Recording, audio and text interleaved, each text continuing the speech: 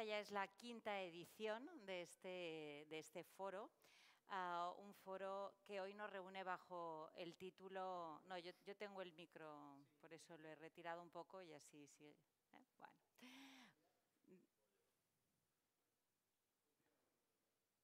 ¿Funcionan los dos? Bueno, da igual, lo ponemos aquí. Bueno. Decía que es un foro que nos reúne este año bajo un título, yo creo que es sugerente porque nos interesa a todos, ¿no? Que son las perspectivas de inversión y conocer dónde invertir en este segundo semestre del 2023. Seguro que las tres personas que están aquí preparadas nos van a contestar a esa pregunta, que es la que tenemos todos en la cabeza, o por lo menos yo. Bueno, realmente tenemos un año de grandes desafíos, es un año electoral que en lo económico ha estado marcado por la caída de las bolsas, la subida de los tipos, la bajada de la renta fija y, por supuesto, la inflación que sigue amenazando. Pero, bueno, no todo son malas noticias. Esta mañana, por ejemplo, nos levantábamos con unos buenos datos para España de la OCDE. Hablaremos de todo, espero que hablemos un poco de todo esto y más, pero bueno, antes siempre dar las gracias a quienes todos los años nos reúnen, SDC Capital y Andbank, y por supuesto dar también la bienvenida a las dos gestoras que tendremos esta tarde, que son PNB Paribas AM y Edmund de Rothschild. Y bueno, para empezar por el principio, a mí me gustaría ya llamar a Luis Ignacio Crespo, que es subdirector de Agentes y Desarrollo de Negocio de Andbank, que nos va a dar la bienvenida al acto. Gracias, Luis. Hola, buenas tardes. Se me escucha fantásticamente bien. Bueno, en primer lugar, muchísimas gracias por la presencia, por su asistencia y un año más, y ya vamos 5. Tenemos el privilegio de que nos acompañen. En Andbank, supongo que lo conocerán, es un banco que es un grupo financiero que tiene más de 90 años de experiencia, es un banco casi centenario. Estamos en 12 países, aunque sí es cierto que el país donde más presencia tenemos en todos los niveles es España. De hecho, somos un grupo financiero español y tenemos ficha bancaria en España domiciliada en Madrid. Al día de hoy tenemos cerca de 38.000 millones de euros bajo gestión de patrimonio de inversores, donde cerca del 60% está domiciliado en España. Muchísimas gracias. Ahora mucho mejor, ¿verdad? Fantástico. Palma de Mallorca, este es el quinto año, como decía Paula, que celebramos este evento yo creo que en un enclave como Somox, que no puede ser mejor, y siempre tratando de reunir a los mejores profesionales de la mano de Luis, de la mano de Alberto, para hacer algo que yo creo que es muy importante, que es estar cerca de ustedes en el día a día y tratando siempre de que sean responsables de la toma de decisiones y que entiendan algo tan complicado, incluso para verdaderos expertos del sector, que les escucharán a continuación, como son el mundo de los mercados financieros. Es un mundo que no son ciencias exactas y siempre necesitamos, además, unos expertos, verdaderos expertos del sector, que sean honestos, responsables. En nuestro caso, tenemos el privilegio de que hoy cuentan con más de 20 años de experiencia lidiando con la dificultad que es y la responsabilidad que es la gestión de sus patrimonios. Y la verdad que para nosotros, para Andbank, es un privilegio encontrar a gente tan interesante como Luis y como Alberto. Nosotros llevamos más de 12 años intentando abrir en Palma. Obviamente no abrimos oficinas por abrir, sino lo que tratamos de buscar es a los mejores profesionales y estoy muy seguro de que hemos acertado, ¿no? Y prueba de ello es que consigan reunir la convocatoria que tenemos al día de hoy. Nosotros somos un banco un poquito diferente, tampoco me voy a alargar en exceso, pero somos muy diferentes al resto del panorama financiero que ustedes se pueden encontrar. Y una de las principales diferencias que de alguna forma nos definen es que trabajamos con muy poquito producto propio. Habitualmente, cuando ustedes se van a otras instituciones financieras, trabajarán con productos de estas instituciones. Nosotros trabajamos con un concepto que llamamos técnicamente de arquitectura abierta, porque trabajamos con el 90% de los productos con los cuales nuestros compañeros asesoran sus inversiones son productos de terceras entidades. ¿Por qué motivo? Pues porque somos muy conscientes de que no vamos a ser los mejores en todos los mercados.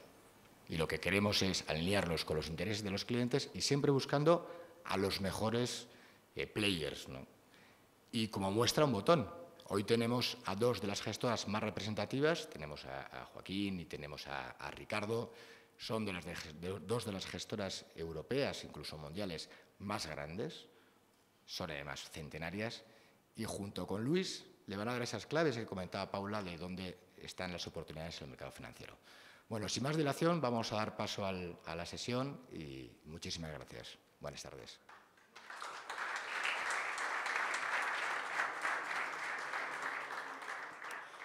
Muchas gracias, Luis. Y ahora me gustaría que Alberto Ferreira, que es director de la agencia Andbank en Mallorca, que nos presentara, como decía Luis, a estas dos gestoras y también que nos situara un poco en el momento en el que nos encontramos. Bueno, buenas tardes. Muchas gracias por venir. Tenéis, antes que nada, en vuestras bolsitas para rellenar preguntas y también vuestro nombre. Sortearemos al final una camiseta del Real Mallorca. Bueno, básicamente, ¿qué decir de la situación general actual? La revolución industrial hizo un cambio completo en la forma de producción. Hoy tenemos otra revolución muy, muy, muy fuerte, que es la tecnológica avanzada.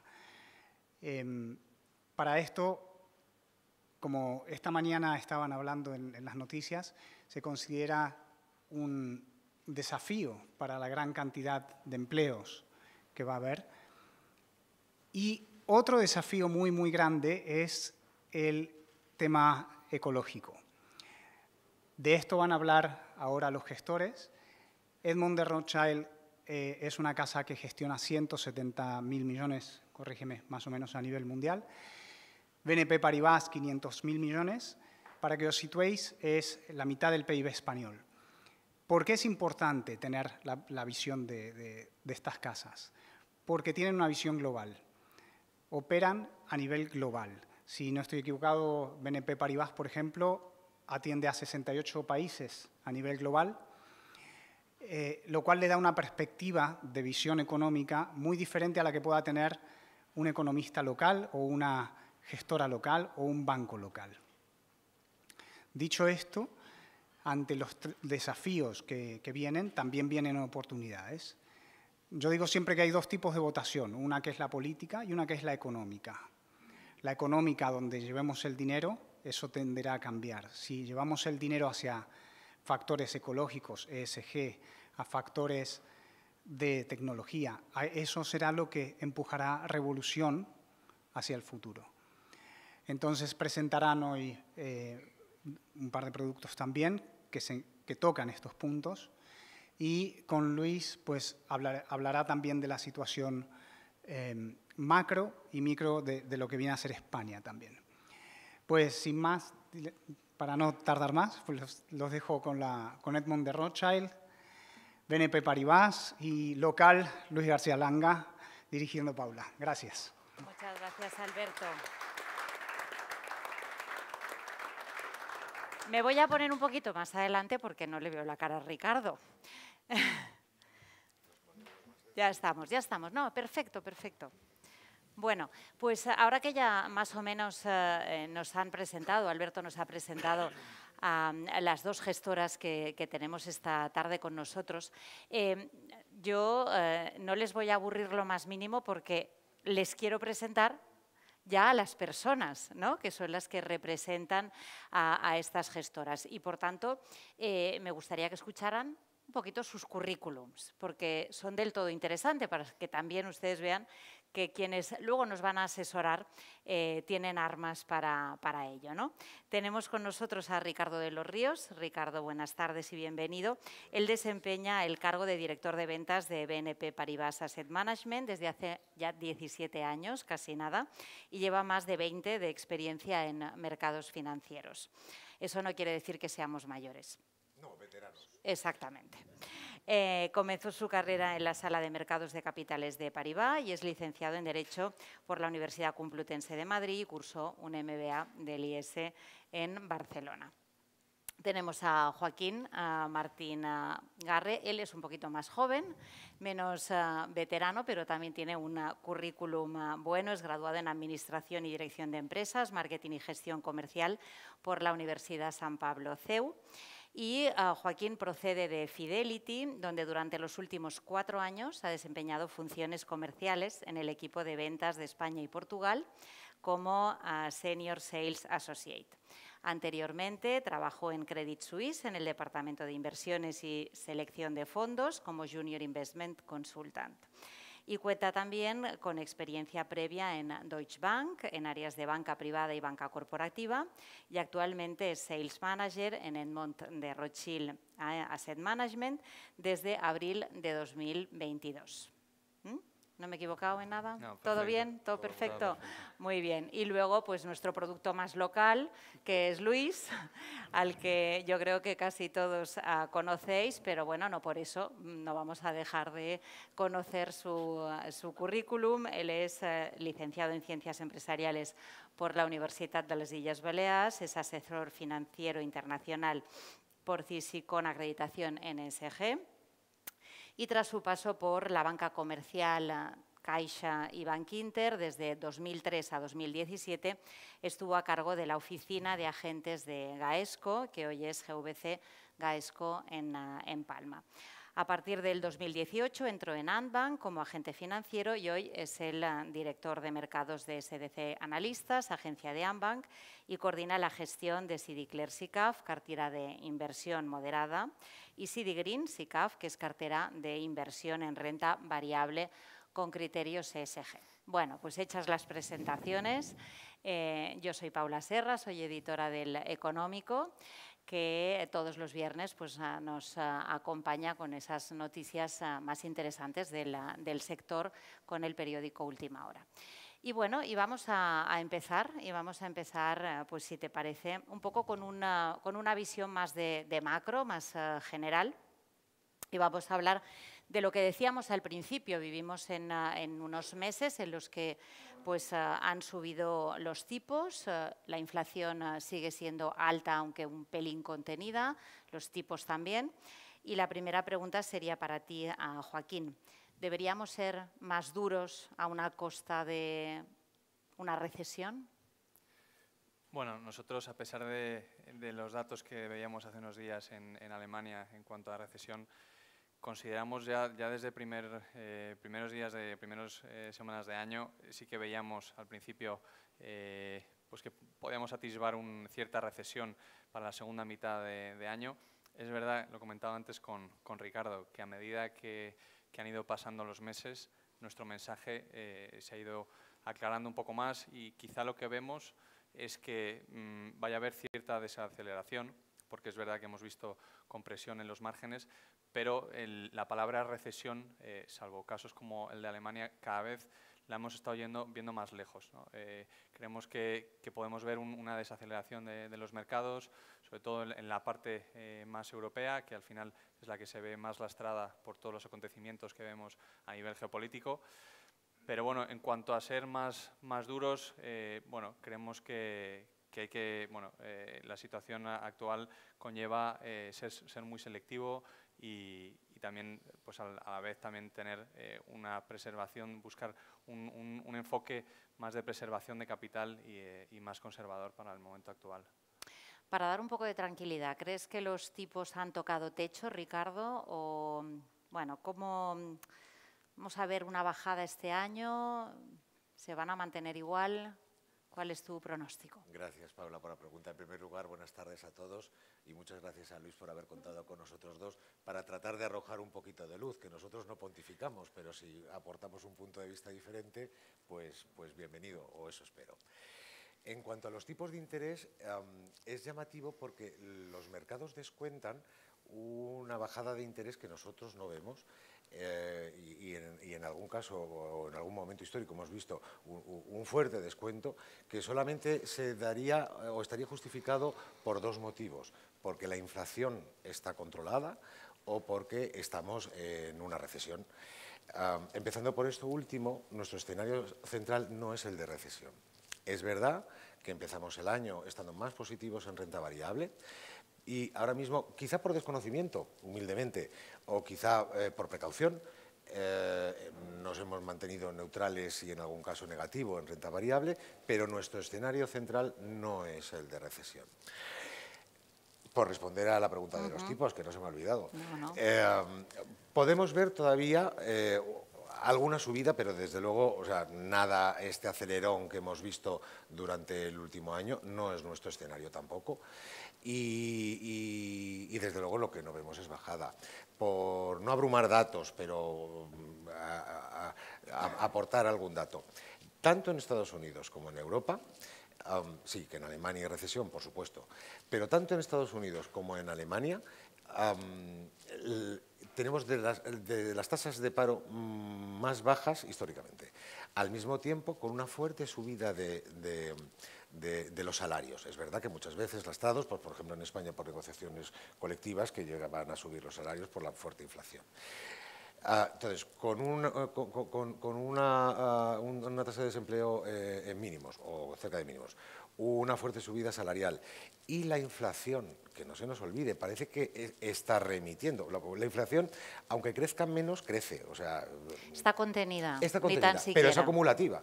Y sobre todo la inflación subyacente, que es la inflación de verdad o en la que se fijan realmente los economistas, que son las que toman el pulso de la subida de los precios, pues nosotros no la vemos contenida.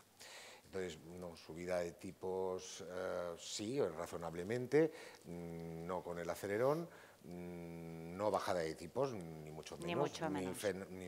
No a finales de este año, tampoco al año que viene, y escenario de recesión, no.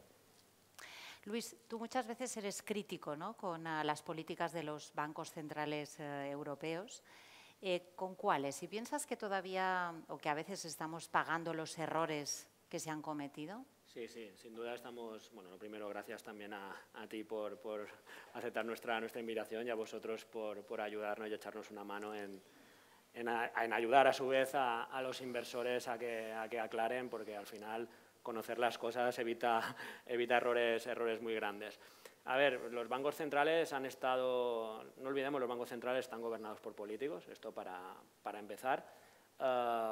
Lo que han hecho durante 6 años antes de la primera subida de tipos es vivir en un escenario de tipos reales negativos.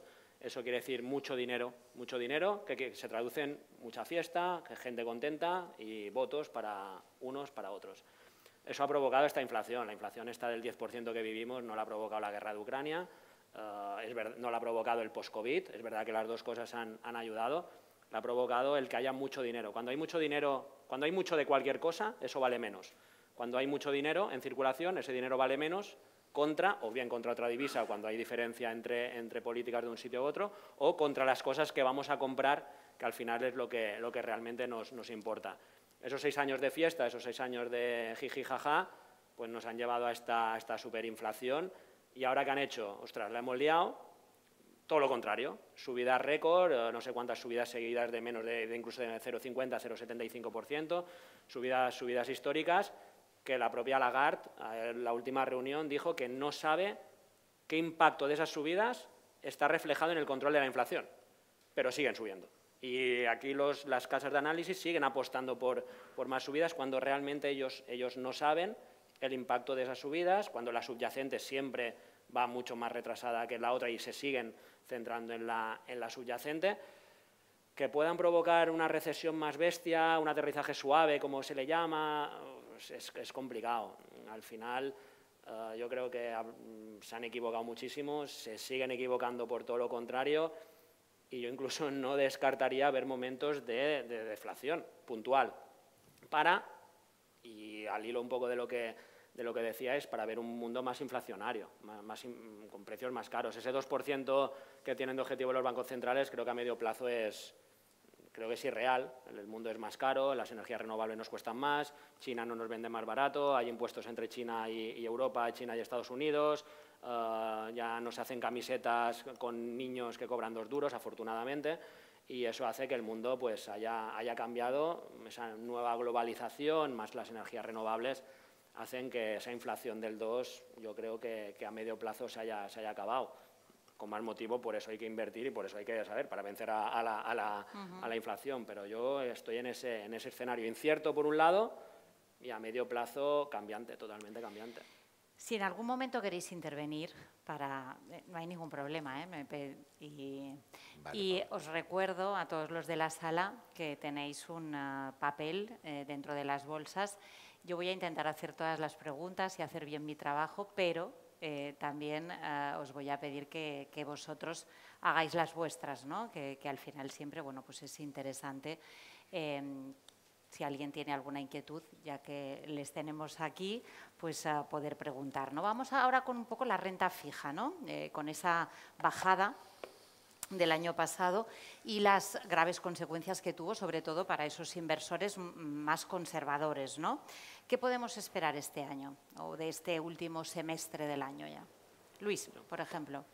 A ver, tras la caída histórica del año pasado, todos los que tengáis fondos de renta fija pues lo habréis sufrido, caídas que pueden oscilar entre el 4 y el 20 y algo % en renta fija, es decir, fondos que se pueden vender como muy conservadores y sin riesgo, las caídas han sido muy fuertes. La explicación es que cuando suben tipos de interés baja el precio de la renta fija, ¿vale? Que es lo que los fondos y el dinero que tenemos invertido le afecta. Es una explicación un poco más complicada, pero aquí estaría toda la hora. Hay que avanzar, ¿eh?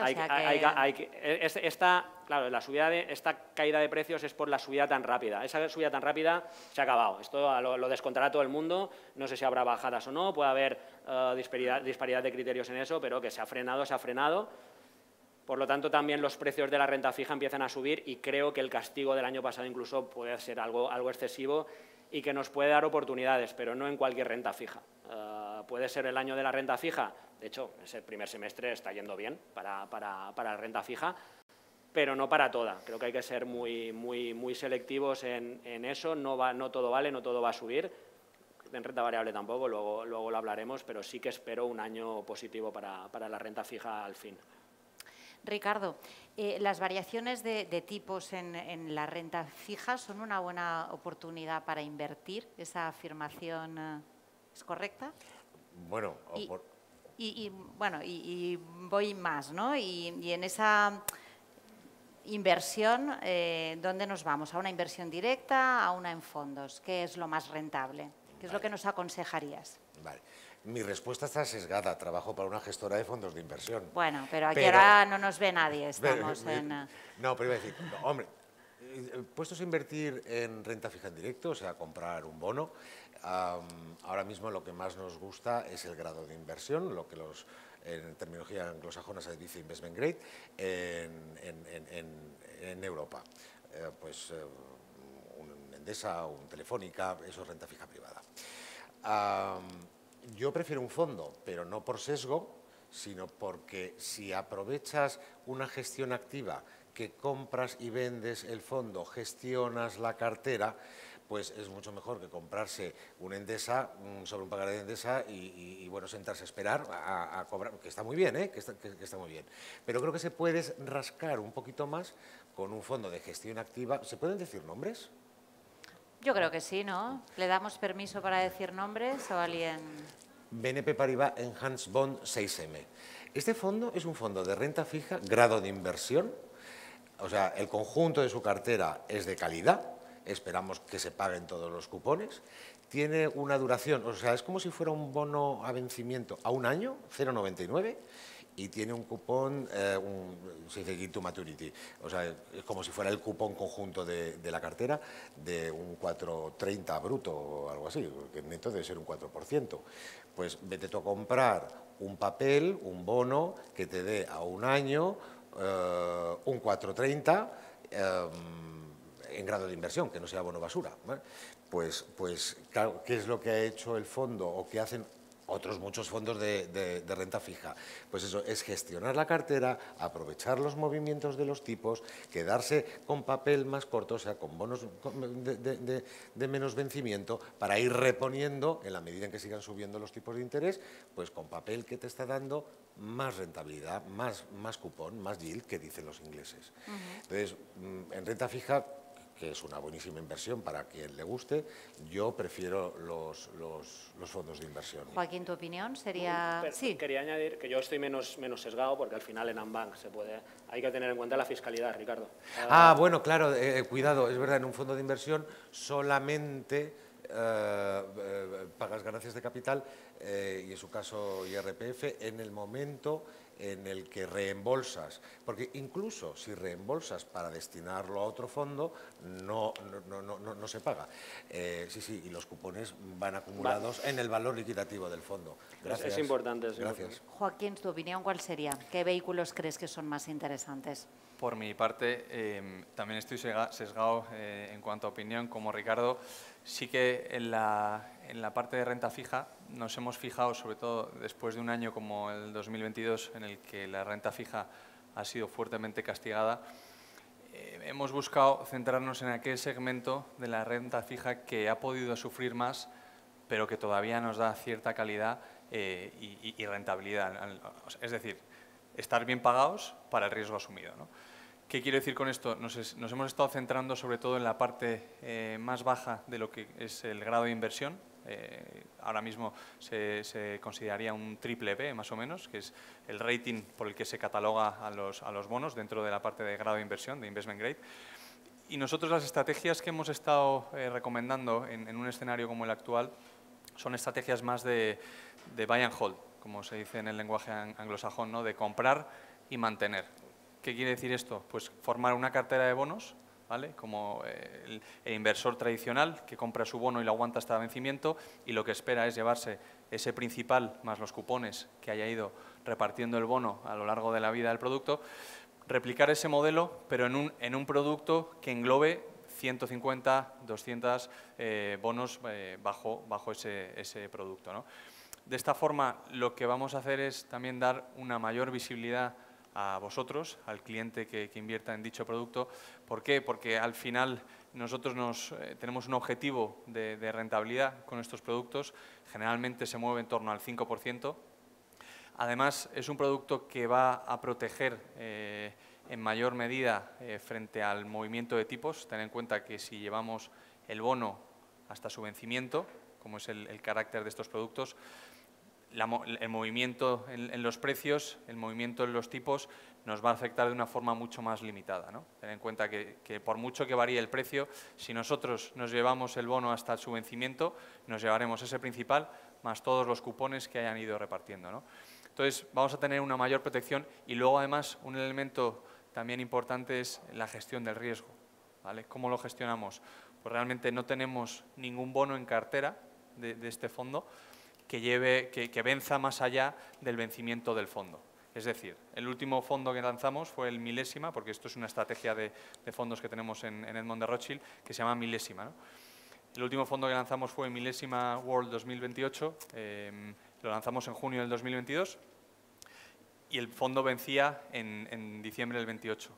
Y todos los bonos en cartera vencían como máximo en diciembre del 28. ¿Qué quiere decir esto en cuanto al riesgo? Que a medida que nos vayamos acercando a esa fecha de vencimiento del fondo, el riesgo va a ir reduciéndose. Entonces, lo que vemos es que al final puedes entrar hoy con un riesgo X, pero a medida que vas avanzando en el tiempo y te vas acercando a esa fecha de vencimiento, tu riesgo se va decreciendo. Entonces, consideramos que es un producto más conservador, con una carcasa de preservación, como comentaba antes, y es un poco la filosofía de la casa, de preservación del capital del inversor y sobre todo en un escenario incierto o de mayor volatilidad como hemos tenido fundamentalmente en el 2022 y como el que no dejamos de tener quizá en este año, pues bueno, que da algo más de certidumbre al inversor. Avanzo y me voy a otro lugar, ¿no? En los últimos meses hemos visto como en Estados Unidos quebraban una serie de bancos, en Europa como Credit Suisse era rescatado. Y, bueno, de alguna manera me gustaría, Luis, que nos explicaras qué es lo que ha ocurrido y si todo esto al final puede resultar positivo y las diferencias que hay entre el sistema bancario estadounidense y el europeo, ¿no?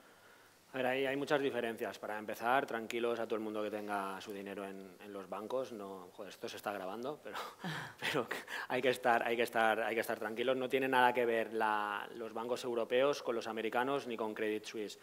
Bueno, la verdad es que tampoco generó un pánico, ¿no? Sí. ¿Generó pánico? Sí, generó cierto revuelo, hubo huida de depósitos, sobre todo en algunos bancos españoles, los más pequeños, hubo bastante huida de depósitos, yo creo que sin sentido alguno, porque es verdad que los bancos americanos quebraron, tuvieron que ser rescatados, que puede haber más todavía, alguno más, parece que no, pero el problema de los bancos americanos pequeños es que no tenían un control, ¿vale? Y mucho menos parecido no voy a entrar en detalles a ese control, pero para que os hagáis una idea, mucho menos controlado, la valoración que tenían de activos no era real, como sí que le pasa a los grandes bancos americanos y a los bancos europeos. Eso hizo que sacar depósitos, que cuando los clientes sacaban muchos depósitos, de repente empezaron a ver que perdían mucho dinero, cuando era ya hace tiempo que ya se llevaba perdiendo ese dinero y que ya en Europa pues se ha ido arreglando. Por lo tanto, Credit Suisse es otro caso diferente, es un mal negocio durante varios años. Credit Suisse los inversores ya no creía nadie en Credit Suisse, estaba desplomada su cotización de dos años atrás, por lo tanto no tiene absolutamente nada que ver. Cosas buenas que puede dar esto, primero más control, aunque esté muy controlado los bancos, pues seguramente va a haber más control, sobre todo en Estados Unidos, que era donde menos había.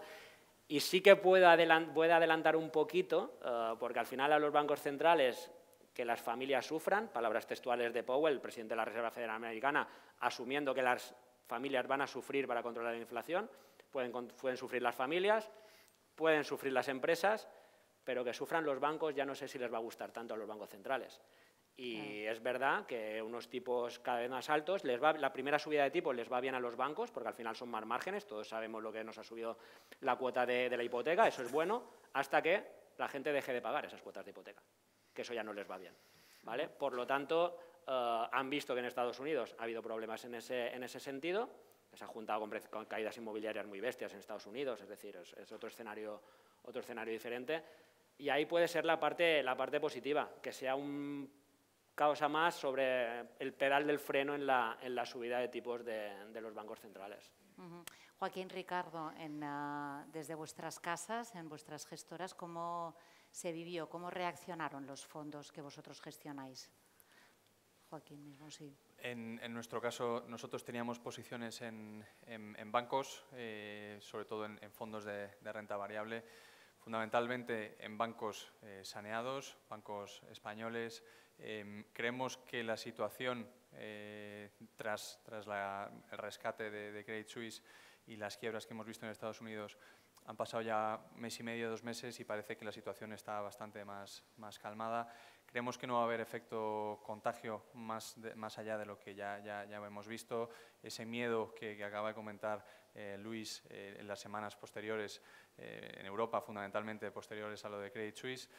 Creemos que está ya todo un poco en precio y los mercados han vuelto un poco a coger energía respecto a las caídas que vimos en tema de bancos. Y por el lado de la renta fija, lo mismo. Creemos que se han generado también además oportunidades para tomar posiciones en clases de activo como la renta fija financiera. Y bueno, creemos que a nivel contagio está bastante más controlado. Controlado. Ricardo, ¿algo más que añadir? No, que en nuestros fondos no teníamos exposición ni a Credit Suisse ni a los 2 bancos americanos afectados, salvo en los fondos que se llaman ETFs, que son los que replican un índice y entonces a veces estás obligado a tener sí o sí o también un determinado valor. Pero en los fondos de gestión activa no teníamos ninguno. Bueno, pues hablemos ahora de tecnología, ¿no? Del impacto de la tecnología, porque también está impactando, ¿no? en vuestras casas, ¿no? Es clave en las bolsas, en la economía, en el mundo. Y a mí me gustaría, contigo, Ricardo, centrarme en dos sectores, que son el de la ciberseguridad y el de los semiconductores, porque creo que además tenéis productos, ¿no?, que pueden ser interesantes. Y a mí me gustaría que me contestaras qué posibilidades de inversión hay en estos sectores y si son interesantes. Yo creo que sí. Creo que sí, porque además la tecnología nos rodea. Seguramente la tecnología les rodea a ustedes en su día a día como consumidores y como trabajadores o empresarios, y es muy difícil prescindir de ella. Es imposible. Es imposible. ¿No? Ciberseguridad. Efectivamente tenemos un fondo, Disruptive Technology, que le presta mucha atención a la seguridad, entre otras ramas. De hecho, pues imagínense con lo que ha aumentado el tráfico en la red desde la pandemia, que mi padre con 83 años empezó a comprar como loco por internet, comprando incluso cosas que no necesitaba, pero que es que le gustaba. Bueno, pues no podemos prescindir de tener seguridad en el tráfico de la red, ciberseguridad. Hace poco, bueno, 6 meses, un compañero que está involucrado en este fondo tenía una reunión en California, en Palo Alto, pero con entidades financieras, y no era porque fuéramos a comprar entidades financieras porque fueran financieras, iban a discutir, iban a hablar de ciberseguridad. Y en cuanto a... ¿Has dicho semiconductores? Sí. Semiconductores. Semiconductores, es verdad que el subsector de semiconductores a lo mejor en términos de PER, o sea de valoración, no está en niveles más... Por aquí tenemos a gente que pone cara. Bueno, en agregado, el subsector, lo podemos luego debatir en el vino y encantadísimo, pero el tema de semiconductores es un negocio que ha doblado rentabilidad en los últimos 10 años, y además estamos en una super explosión de utilización de semiconductores. O sea, imaginemos, semiconductores es que tiene todo. Mi abuelo, que era mecánico de coche, no sabría arreglar un coche hoy, porque hoy un coche no es mecánico, es electrónico. Los dispensadores de gel durante la pandemia, eso era un chip, y detrás de un chip hay un semiconductor. Así que, sin lugar a dudas, hay muchas posibilidades. Por supuesto, habrá compañías que lo hagan mejor y que lo hagan peor. Y el mantra hoy en día es inteligencia artificial, es que es lo que escuchamos y leemos en prácticamente todos los titulares desde hace una serie de meses. Y, bueno, de alguna forma, realmente su base es el Big Data, ¿no? Esos datos que de todos nosotros, de todos los que estamos en el mundo y que cada vez adquieren más valor. Y creo que tú también sabes algo de eso, ¿no, Joaquín? No, efectivamente, o sea, creo que cada vez tienen más valor, y es más, es que los llevamos vendiendo gratis desde el comienzo de Internet, prácticamente, con el inicio y el lanzamiento de nuevas redes sociales y esos disclaimers infinitos que no creo que alguno de vosotros haya leído hasta el final. Pero que levante la mano si alguien se ha leído algo de cuando da acepto. Que haya aguantado más de un párrafo. Mira, hay un señor. Hay alguien serio en la sala. Sí. ¿Y tienes aplicaciones descargadas en el móvil? Pues llevamos vendiendo datos de forma gratuita más de 2 décadas. ¿Qué quiero decir con esto? Veíamos multas, lo comentábamos antes en la comida, a la actual Facebook, la actual Meta, que le ponen cada 2 por 3 por saltarse las normas, vender datos de consumidores, porque al final lo que está comprobado es que les sale a cuenta esas multas que pagan por los datos que están vendiendo, ¿no? Por el precio que pagan. Desde nuestra casa en Edmond de Rothschild llevamos apostando por el tema del Big Data, de los datos, desde hace 8 años, en 2015. ¿Vale? Lanzamos una idea de inversión focalizada en este segmento, en esta temática, porque básicamente creemos que los datos son el oro del siglo XXI. Hoy en día, ¿qué empresa, ya sea grande o pequeña, se arriesga a no invertir en datos, ¿no? Pensadlo, datos de competidores, datos de vuestros propios productos, de clientes, etcétera, ¿no? Al final, todos son datos con los que trabajamos y con los que envuelven un poco la actividad del negocio, ¿no?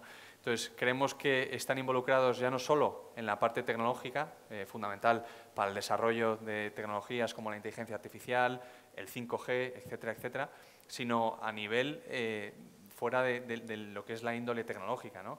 Las entidades financieras, Cada vez que se lleva a cabo todos estos procesos de digitalización, de automatización de procesos con los robo-advisors, etcétera, los ETFs, etcétera, todo esto funciona con datos. Al final, los datos están súper presentes en nuestro día a día prácticamente para cualquier movimiento, ¿no?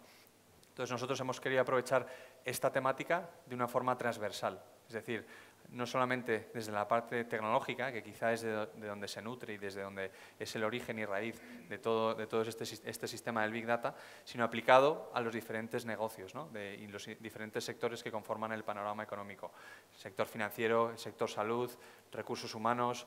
Imaginad todo lo que ha evolucionado el sector de los recursos humanos. Anteriormente, para hacer todo el tema de los macheos de currículums, era con un sistema pues, más tradicional, más de papel. Hoy en día todo eso es automático a través de programas que te hacen un matching de forma instantánea de qué perfiles encajan con qué ofertas de trabajo, etcétera, ¿no? Os podría poner 1001 ejemplos, porque el Big Data hoy en día está presente en prácticamente todos los sectores. ¿Y detectáis un aumento de la inversión en tecnología? Es decir, ¿hay más interés por parte del inversor en tecnología? Y si es que sí, bueno, siempre hay que ir con cuidado, ¿no? No sea cosa que, bueno, pues también creemos una gran burbuja. Sí, de hecho es una pregunta que además muchos analistas la ponen sobre la mesa si estamos ante una nueva burbuja tecnológica como la del año 2000. Creo que es muy diferente el escenario de hoy al del año 2000. Es verdad que muchas de las frases que se están usando hoy se usaban también en el 2000. El Internet será el futuro, de aquí a poco podremos comprar por Internet, de aquí a poco cosas que en el 2000 o en el 99 no nos pensábamos y ha llegado. Pero el sector en sí cayó, se derrumbó. No sé si alguno de vosotros, veo algunas canas por aquí, conocerán las terras, espero que no hayáis tenido las terras en cartera. La diferencia sustancial con el momento de ahora es la maduración del sector. Es decir, en esa época no había empresa alguna que diera beneficios, estaban todas muy endeudadas. A día de hoy hay empresas que ya no solo son tecnológicas. Hablabas de Meta, Meta no es solo una tecnológica, Alphabet no lo es, Apple el otro día sacó depósitos al 4%, por poner un ejemplo de si son tecnológicas. Son empresas que ya no tienen deuda, que generan caja a mansalva, que pueden pagar miles de millones de euros en multa y ni se enteran. Pero es verdad que va a haber una serie de empresas más disruptivas, más ligadas a la evolución más directa de la inteligencia artificial, metaverso, que algunas caerán. ¿Qué pasa? En el 2000 cayeron casi todas, ahora caerán algunas. De ahí lo que decía antes, de la bolsa no subirá toda, hay que seleccionar bien. Si damos en la empresa tecnológica que se quintuplique, pues muy bien, todos ricos. Si damos con la que ha quebrado, pues estamos fastidiados. Ahí sí que entran los gestores que tienen que seleccionar bien esas 50, 60, 70 empresas de los fondos con ese sesgo, que saben mucho más que nosotros, pero que al final están entrando en un sector muy maduro y muy diferente al del año 2000. ¿Y por qué no vamos a beneficiarnos de esto? Te lo comentaba el otro día, que en el Foro del Económico el señor Payet, el presidente de Telefónica, dijo que tendríamos que cobrar por dar nuestros datos, algo que no sé si se llevará a cabo, pero sí que podemos beneficiarnos de que estas empresas ganen dinero. ¿Cómo? Pues comprando sus acciones o comprando los fondos que compran sus acciones. Es tan simple como eso, y quien no esté dentro en una parte de su cartera de este tipo de empresas, yo creo que es un error. Sí, al final un poco la gran incógnita es saber si seremos capaces de ser igual de veloces que la velocidad a la que está avanzando toda la tecnología, ¿no? Actualmente, porque realmente, bueno, todo es exponencial. ¿Algo más que añadir en el tema tecnológico? Yo mencionar, en referente al tema de ciberseguridad, la importancia que tiene hoy en día, relacionado también con sectores como es el de los datos, ¿no? Tener en cuenta, y lo mencionaba también antes Ricardo, cada vez tenemos una mayor exposición de datos. Imaginaos, en el 2007 el iPhone que se lanzó tenía creo que 8 o 10 gigas. Hoy en día hacen teléfonos móviles de 1 o 2 teras. ¿Qué quiero decir con esto? Que la gente cada vez pone información mucho más sensible en las nubes, porque ya no hay espacio físico donde almacenar la cantidad de recuerdos, de fotos, de vídeos que tenemos. Entonces, todo eso requiere de cierta seguridad, y ya no solo en un plano ocioso de tema de vídeo, sino a nivel sensitivo empresarial, cada vez requerimos de una mayor seguridad. Por eso el tema de la ciberseguridad también es una temática muy interesante. Sí, si no, en el hilo del Foro del Económico, ¿no dijo el señor Payete que 1 de cada 4 datos que circulan eran fraudulentos? O sea, 1 de cada 4. Imagínate el negocio de la ciberseguridad, lo exponencialmente que puede crecer. Es una burrada el 25%. Bueno, pues el otro día, preparando esta charla, hablamos de sostenibilidad, de las siglas ESG, de que solo quedan 6 años para el 2030, en el que se supone que tenemos que tener todos unos deberes hechos, esas siglas ESG, medio ambiente, gobernanza y social. Pero me sorprendió cuando Luis me dijo que en el último año los fondos que más se dedican al tema han caído. Sí, no compran armas, no compran petróleo, hubo una guerra en Europa, está la cosa fastidiada.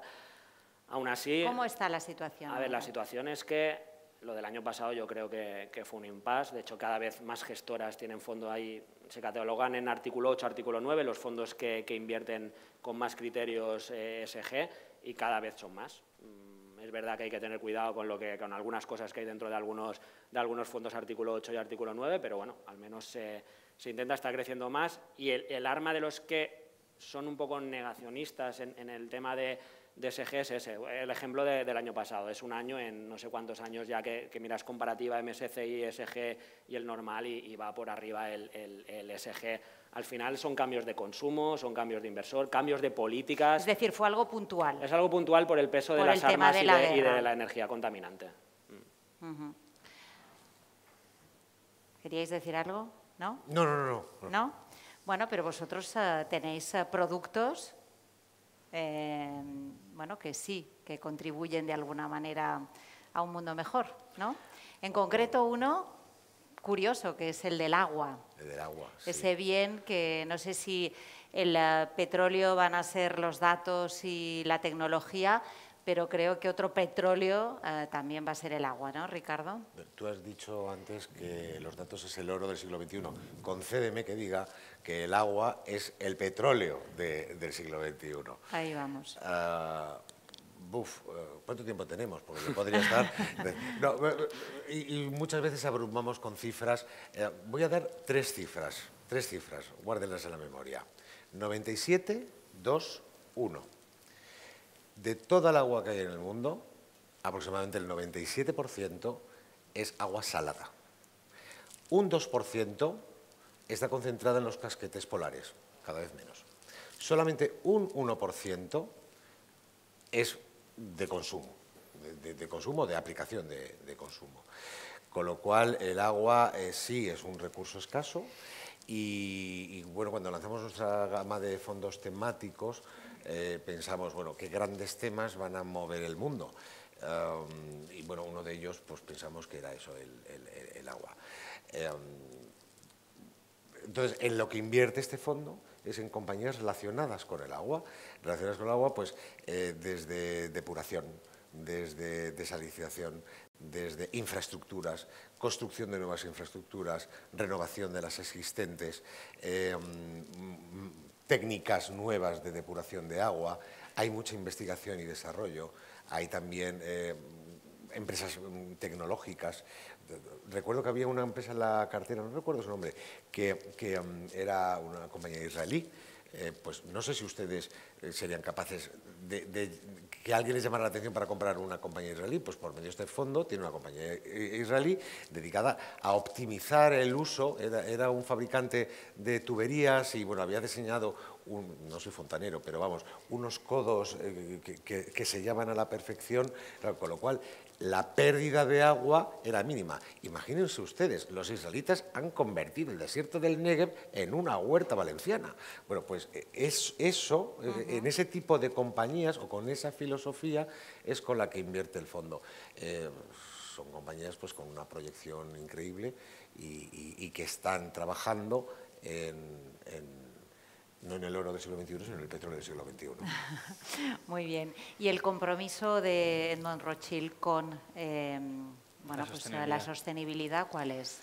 Sí, bueno, esto viene ya desde hace años. La familia Rothschild ha estado muy ligada a todo lo que es el tema del desarrollo cultural, sostenible y social en los diversos países en los que está presente. Por poneros un ejemplo, más allá de la parte financiera, tiene una asociación en Madrid que se llama, es un grupo de musicoterapia, que lo que se dedican es a ir a hospitales donde hay niños con enfermedades pues, tipo leucemia, donde les prestan, les cantan canciones, etcétera, para amenizarles un poco, ¿no?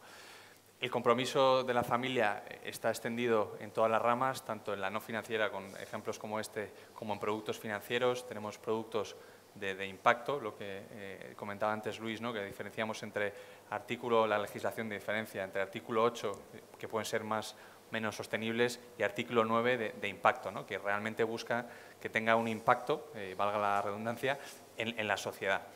Nosotros tenemos en este sentido un fondo que se llama Human Capital, que es un fondo de capital humano que lo que busca fundamentalmente son empresas, obviamente que sean rentables a futuro, sin perder de vista ese objetivo, pero empresas que den a la parte social de ese ESG, pues que aporten algo al ecosistema, ¿no? Empresas que realmente tengan labores y promocionen el trato de sus empleados con diversos beneficios, etcétera, que hoy en día tanto hace falta, ¿no?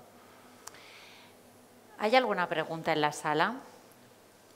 Porque yo tengo más preguntas, pero no les he visto a nadie coger el papel y el boli, que a lo mejor no haría falta. Es decir, si alguien quiere preguntar también puede... Sí, si quieren entrar en el sorteo tienen que dar... Que vamos a sortear una camiseta del Mallorca. ¿Tienes una pregunta? Vale. Bueno, pues veo que sí, que aquí hay movimiento. Entonces, a mí me gustaría hacerle una a los tres, un poco a modo de conclusión. Y casi sé lo que me vais a contestar, por lo tanto, os pido un poquito de riesgo en la contestación, ¿no? Y es si es un buen momento para invertir y dónde me aconsejaríais. Y no me digáis todos, hay que diversificar. Venga, ¿quién empieza? Empiezo yo. Mientras la gente va haciendo sus preguntas, yo hago esta que es muy genérica, pero que os va a dar pie. Ricardo. A ver, es que lo de la diversificación no es un dogma, es como la ley de la gravedad, que siempre es atractiva, o sea, o sí o sí. Si compras solamente un banco y te va bien, fenomenal, pero como te vaya mal, si compras dos bancos ya diversificas entre dos valores, pero estás concentrado en el sector bancario. Entonces te diría, compra una industrial o una energética. Diversificar es que, digo, no es un dogma, es la fuerza de la gravedad. Hay oportunidades de inversión, claro que hay oportunidades de inversión. ¿Y es este un buen momento? Yo creo que sí. Vamos a ver. Voy a coger los dos extremos. Indudablemente, cualquiera de ustedes estarán mucho mejor atendidos por Luis y su equipo. Yo solamente doy ideas y si un día se reúnen con él, oye, aquello que dijeron los de Edmond de Rothschild o del BNP Paribas, ¿me interesa, no me interesa? Pero, por ejemplo, para diversificar, cogemos dos extremos. Por un lado, renta fija grado de inversión en Europa y el fondo que he mencionado antes, BNP Paribas Enhanced Bond 6M, muy bien.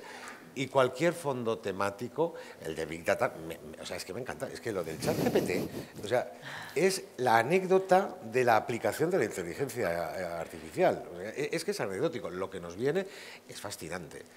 Entonces, cualquier fondo temático, el fondo de agua también, porque son fondos de renta variable, tienen su volatilidad, tienen sus subidas y sus bajadas, pero que a medio plazo hay temáticas que para mí son caballo ganador. Big Data o agua, ya te he construido la cartera, Paula, y no te conozco de nada. Bueno, un poco nos conocemos sí, ya. No, pero hemos comido juntos, ¿eh? Sí, pero no te he hecho el test de idoneidad, Muy bien. Joaquín, gracias por los consejos, ¿eh? No podría estar más de acuerdo con Ricardo. Big Data, no. Sí, No, sí. quiero decir, la diversificación efectivamente no es un dogma, es algo necesario a la hora de pensar en invertir. Y bueno, por nuestro lado sí que consideramos que a la hora de invertir tengáis una mira a largo plazo. Quiero decir, ¿dónde veis que la economía va a seguir moviéndose de aquí a 5, 7, 10 años? ¿Va a estar ligada, por ejemplo, a la tecnología? Seguramente. No hay desarrollo hoy en día que no vaya ligado a la tecnología. Por tanto, creemos que sectores como el tecnológico, pero que esté de una forma transversal, y veas el ejemplo del Big Data, pues van a poder aprovecharse de lo que es la evolución de la economía aplicada en diferentes sectores, ya no solamente en el plano tecnológico, sino, como comentaba antes, ¿no? en financiero, energético, incluso siempre abogando por una diversificación ya no solo a nivel de compañías, sino también a nivel sectorial, ¿no? Lo comentaba muy bien Ricardo, de estar centralizado en un sector como puede ser el bancario y llega una crisis bancaria y vas a sufrir más que si lo tienes bien diversificado en diferentes sectores, ¿no? Luis, A ver, es que y damos paso ya a las sí. preguntas, que veo que hay mucha gente que... A ver, aparte de que hay que diversificar y que hay que, dentro de la diversificación, pues tener más unos sectores que en otros, la pregunta de si hay que invertir es siempre sí. Sea el momento que sea, hay que estar invertido en bolsa, porque no sabemos lo que va realmente lo que va a hacer la bolsa. Sabemos que esa apuesta que hacemos por empresas de calidad, por sectores en crecimiento, a largo plazo me van bien, aunque no me vaya bien puntualmente, queda en anécdota. Casi todas las carteras de renta variable de calidad están por encima de antes de la COVID. Y no olvidemos que estuvimos meses confinados con todas las empresas cerradas, que después ha venido una inflación brutal, que ha venido una guerra en Ucrania, en Europa, y que las subidas de tipos han sido históricas. Y aún así, la mayoría de carteras de calidad, si no lo están, deberían estar por encima de esos niveles. Por lo tanto, las caídas no quedan en más que anécdota a muy largo plazo. Al final invertimos en empresas, en la meta, que será la nueva meta hoy, estará en algún fondo de inversión de un gestor que sepa exactamente que esa empresa es buena porque ha hablado con ellos, porque sabe, pues simplemente hay que estar invertidos. Un ejemplo último, la mayoría de casas de análisis decían que 2023, a finales del año pasado, que 2023 sería un buen año de bolsa, pero que a partir del segundo semestre, ojo, Nasdaq en más 30, IBEX en más 12, por lo tanto, si hacemos caso a esas recomendaciones tan a corto plazo y tan afinadas, que espero que vosotros no seáis no hayáis sido una de esas, al final perdemos oportunidades, y perder ese 30% del Nasdaq de este año, o el 12% del IBEX, si no me apuras, porque no sea momento de invertir, es un error. Hay que estar siempre invertidos, siempre. Bueno, no sé si vamos a ser capaces de hacer todas las preguntas que nos habéis formulado. Yo creo que no, por lo tanto, no sé si Alberto me puede ayudar a elegir. Algunas elegimos al azar, sí, porque habéis preguntado casi todos, ¿no? Bueno, también puede haber gente que haya rellenado sin pregunta para entrar Bueno, al tú ve sorteo. mirando También vale, y me vas también pasando, vale. ¿vale? Bueno, me vas pasando. ¿O las lees tú? ¿Sí? Venga. Bueno, pues tenemos a Biel y la pregunta es para Joaquín. Y dice, invertir en renta fija con el objetivo de cobrar a vencimiento 2018, aprovechar oportunidades en renta variable como Nvidia, con stops bien ajustados. Sí. ¿Sí? En cuanto a la renta fija, la opción que os comentaba antes de fondos a vencimiento, creemos que es bastante atractiva, sobre todo después de lo que ha sufrido la renta fija, donde creemos que todavía sigue habiendo oportunidades. Y bueno, en un producto que te da una carcasa pues algo más conservadora y con mayor visibilidad a futuro, ¿no? En cuanto a la renta variable, mencionaba Nvidia. Sí. ¿Y qué decía? Espera, a ver, no, otra vez. Que no me lo he aprendido, ¿eh? O aprovechar oportunidades en renta variable. Era O. Creemos que es compatible las dos. Con stops bien ajustados. Creemos que es compatible las dos alternativas, estar invertido en renta fija y en renta variable. Y los stocks ajustados, en cuanto a valoraciones, creemos que en tecnología todavía hay tecnología que se encuentra a niveles aceptables y a valoraciones ajustadas. Lo que sí que nos hemos dado cuenta es que durante los últimos años, desde que ha habido ese boom, ese rally del S&P, durante los últimos 10, 12, 15 años, fundamentalmente el mercado se ha movido por 10, 15 nombres tecnológicos, ¿no? Que han sido fundamentalmente lo que ha movido el mercado y han sido nombres super growth, de crecimiento, ¿no? Y donde hemos visto unas valoraciones a niveles altísimos, pero creemos que a día de hoy hay valoraciones ajustadas en tecnología, sobre todo de la mano de sectores como puede ser la ciberseguridad, ¿no? Tener en cuenta que sectores como la ciberseguridad suelen ser compañías que ofrecen paquetes más a largo plazo, 5, 10, 15 años. Cuando una empresa contrata un sector, o sea, una empresa de cualquier tipo contrata un servicio de ciberseguridad, lo contratas en un periodo de largo plazo. Ten en cuenta que para cambiar un sistema de ciberseguridad es súper farragoso, ¿no? Entonces, suelen ser periodos de largo plazo, que además te da una estabilización de los flujos de caja y una previsión de los mismos a más largo plazo, y suele contar con valoraciones generalmente más ajustadas, ¿no? Entonces, creemos que en esa parte del sector de la tecnología hay bastantes oportunidades. Tenemos una pregunta de Agustín que va dirigida a los tres. No sé si la quiere contestar uno y si estáis de acuerdo, pues seguimos avanzando, que es cómo van las inversiones en materias primas. Yo puedo opinar de materias primas menos las agrícolas y las ganaderas. Lo digo porque nosotros, por nuestra política de sostenibilidad, no invertimos en materias primas, con las cosas de comer no se juega. Entonces, metales preciosos y metales industriales y energía. La verdad que, bueno, forma parte también mucho del punto de vista que tenga el inversor respecto de la inflación. Dicen que normalmente la inversión en materias primas es un colchón contra la inflación. Claro, en la medida en que hay más actividad económica y hay más demanda de bienes, pues las commodities suben. El año pasado tuvieron un buen comportamiento, pero este año no tanto. Tengamos en cuenta que los fletes marítimos, después de estar abierto China, han bajado una barbaridad y las materias primas energéticas están por debajo de los niveles preinvasión de Ucrania. Bueno, diversificar una cartera en commodities pues nunca está de más, pero siempre con el ojo puesto en las proyecciones que tenemos de crecimiento de la economía. Ricardo Jaume también te pregunta a ti, ¿qué opinión tienes sobre la inversión basada en dividendos? La verdad que, y tenemos algún fondo de dividendo, pero no es, digamos, el fuerte o el focus de nuestra gestora. Preferimos compañías que tengan una visibilidad de crecimiento en el medio y largo plazo, con negocios estables, que sean predominantes en su mercado y que sean mercados con barreras de entrada altas. Si además dan dividendo, pues fenomenal, pero no es el focus de nuestra atención cuando seleccionamos compañías. Vale, tenemos una última pregunta porque como luego vamos a poder estar todos juntos, pues yo creo que también podéis preguntarles directamente con una copita, ¿no? ¿No es así? ¿Sí? Entonces, bueno, Montserrat no pregunta a nadie en concreto, pero su cuestión es, ¿hay un riesgo de solvencia de la banca en la sombra? Bueno, yo he contestado antes un poquito, no, a día de hoy no.